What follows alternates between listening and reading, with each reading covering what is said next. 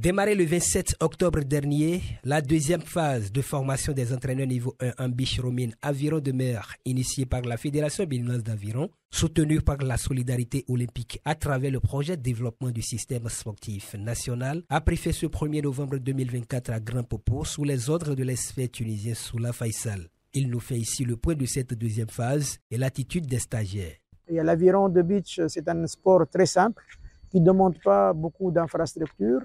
On peut aller à la plage, et on pratique ce sport-là. On n'a pas besoin de terrain tracé, on n'a pas besoin de salle pour pratiquer ce sport. Donc en plein air, les gens, je pense que les Béninois, ils ne tournent pas le dos à la plage. Au contraire, ils vont à la mer. Il y a beaucoup de pêcheurs, il y a beaucoup de gens qui aiment la mer. Dans ces 10 participants, il y a la moitié qui sont des enseignants de sport. Ça, c'est une chose importante. Facile à communiquer, ils ont l'habitude de communiquer, ils ont la pédagogie d'enseigner et de former les athlètes. Les autres, ce sont des entraîneurs de club, ils ont de l'expérience.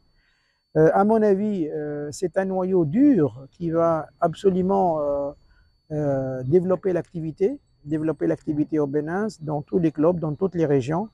Essayer d'identifier de bons athlètes pour les Jeux Olympiques de Sénégal, les Jeux Olympiques de la jeunesse qui va se dérouler, comme j'ai dit, en 2026. Visiblement émus, les stagiaires apprécient le déroulé de cette formation complémentaire qui fait suite à la première phase qui s'est déroulée à Kodéha il y a quelques mois.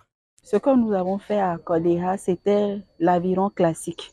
Ici, c'est le beach rowing.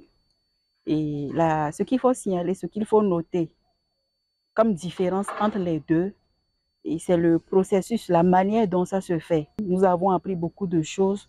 L'embarquement, comment régler le bateau, comment assurer la sécurité des athlètes. Depuis le lundi, nous avons commencé la deuxième partie.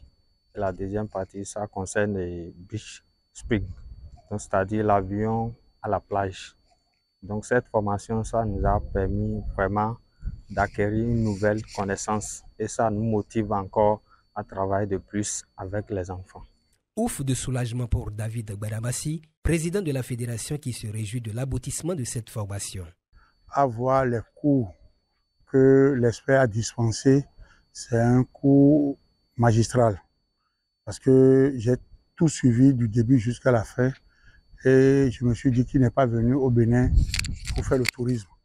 Une évaluation des stagiaires a sanctionné cette formation. Vivement que tous les stagiaires valident ce diplôme qui va leur permettre de bien encadrer les futurs rameurs.